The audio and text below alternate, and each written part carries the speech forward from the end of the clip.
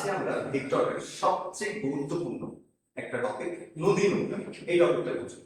ফার্স্টে আমরা বুঝতে হবে যে এখান থেকে আমাদের কি ধরনের প্রবলেম সলভ করতে হবে, অর্থাৎ নদী নৌকা মানে হঠাৎ করে কি দেখি ভাই নদী নৌকা কেমন, তাহলে তোমাকে দেখেন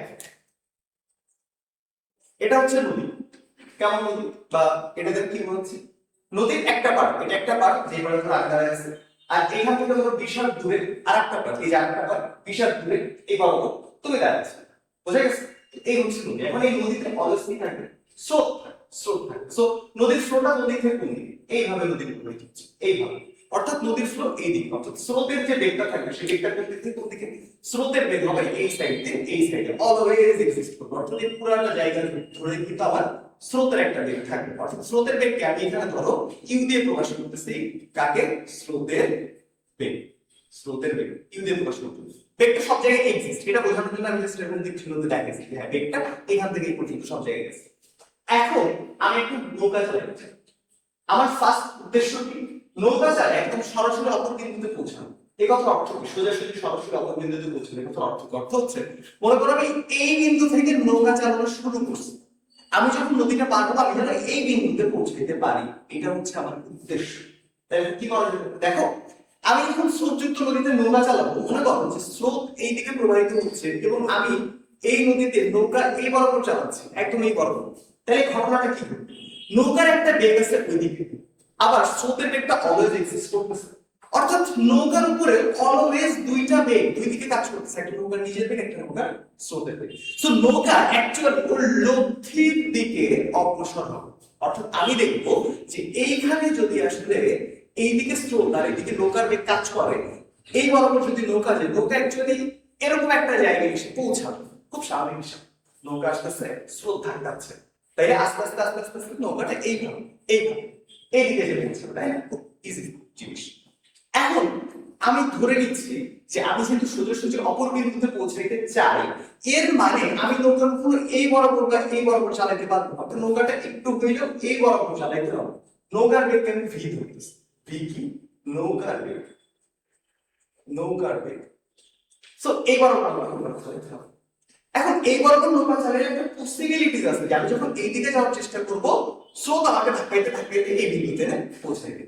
কথা হচ্ছে যে আমি যখন এই বিন্দুতে পৌঁছাবো, সোজাসুজি অপর বিন্দুতে পৌঁছাতে যাচ্ছি, এই কথা অর্থ হচ্ছে যে আমার লব্ধি বেগটা যেন এমন হয়, অর্থাৎ স্রোতের বেগ এবং নৌকার বেগ এই দুইটার লব্ধি বেগ যেন এমন হয় যে লব্ধি বেগ আমাকে সরাসরি অপর বিন্দুতে নিয়ে যেতে পারে, অর্থাৎ আমার লব্ধি বেগ হবে একদম এই বরাবর আমার লব্ধি বেগ হবে। তাই আমি একটা জিনিস এখানে দেখতে পাই, কি দেখতে পাই? আমি দেখতে পাই যে লব্ধি স্রোতের সাথে 90 ডিগ্রি কোণ তৈরি করে আছে, এই রাখা আমাকে দেওয়া, অর্থাৎ সরাসরি অপর বিন্দুতে পৌঁছাইতে হবে, সোজাসুজি অপর বিন্দুতে পৌঁছাতে হবে। এই কথার অর্থ হচ্ছে লব্ধি যেন স্রোতের সাথে 90 ডিগ্রি কোণ তৈরি করতে পারে। জাস্ট আগের দিনের একটা জিনিস রিমাইন্ডার দিই, মনে করো এই বরাবর আমার পি বল কাজ করতেছে এবং এই বরাবর আমার কিউ বল কাজ করতেছে, এদের লব্ধি এই বরাবর আছে, আর লব্ধি কিউ এর সাথে যদি আলফা কোণে থাকে এবং পি এবং কিউ এর মধ্যবর্তী কোণ যদি থিটা হয়, তাহলে আমরা এটা লিখতে পারি না যে tan আলফা সমান sin theta by cos theta. এখন থিটা এই যে এইখানে এই যে দেখো এই যে আলফা, এই আলফাটা কার সাথে আছে?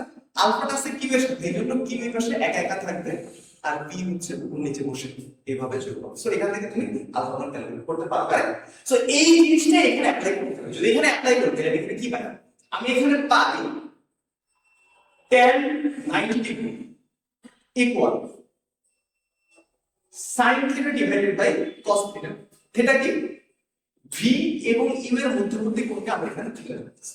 ওকে, এখন এই যে tan 90 ডিগ্রি অর্থাৎ tan এর সাথে যে অ্যাঙ্গেল, এই অ্যাঙ্গেলটা কার সাথে আছে? ইউ এর সাথে আছে। এইজন্য ইউ এই পাশে একা একা থাকবে, স্রোতের বেগ একা থাকবে, নৌকার বেগ ভি কে আমরা নিচে এবং গুণ করে দেব। তাইলে tan 90 এর মান কত? tan 90 এর মান হচ্ছে 1/0 v sin theta divided by u plus v cos theta। নাও আর গুণ যদি করি আমি পাবো u plus v cos theta is equal 0। অতএব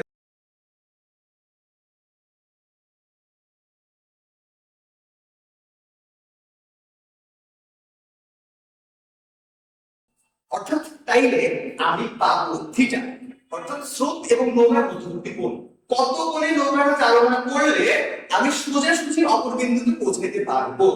এই সিনারিওতে যদি আমাকে কোশ্চেন করে তাই আমাকে টোটাল এই প্রসিডিউরটা ফলো করে সলভ করতে হবে। বাট এই জিনিসটা আসলে একটা শর্টকাট, যে শর্টকাটটা আমরা শুধুমাত্র অ্যাডমিশন বা এমসিকিউ সলভের জন্য ব্যবহার করতে পারি। কেমন শর্টকাট?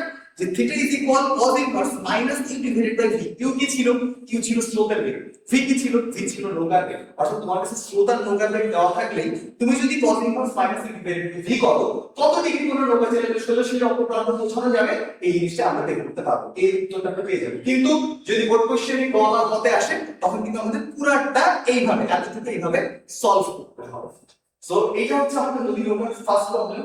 সেকেন্ড প্রবলেম আমরা শিখবো, যদি নদীর প্রস্থ দেওয়া থাকে তাই সেই নদী পার দিতে আমাদের কত সময় লাগবে।